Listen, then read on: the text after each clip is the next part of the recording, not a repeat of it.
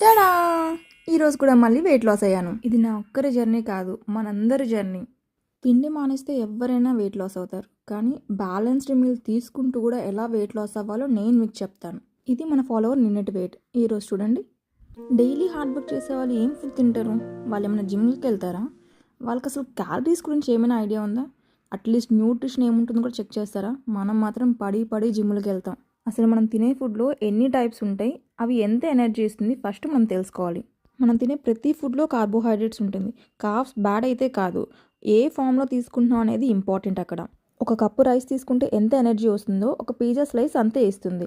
ఏది తీసుకుంటే కడుపు నిండుతుంది చెప్పండి? మీరు వెయిట్ గెయిన్ అవ్వాలన్నా లాస్ అవ్వాలన్నా ఎంత కార్బ్స్ తింటున్నామో మెజర్ చేసుకోండి. ఫర్ ఎగ్జాంపుల్ ఒక 150 గ్రామ్ రైస్ తీసుకుంటే 50 గ్రామ్స్ కార్బ్స్ ఉంటే 200 క్యాలరీస్ అవి. లేదు నేను రైస్ మానేసి డైట్ చేస్తాను అనుకున్నారు అనుకోండి, ఆకలేసి అడ్డమైన గడ్డి తిని మళ్ళీ మొదటికే వస్తారు. కడుపు మార్చుకొని రుచి పచిలేని ఫుడ్ తిని రిగ్రెట్ ఫీల్ అవ్వకండి.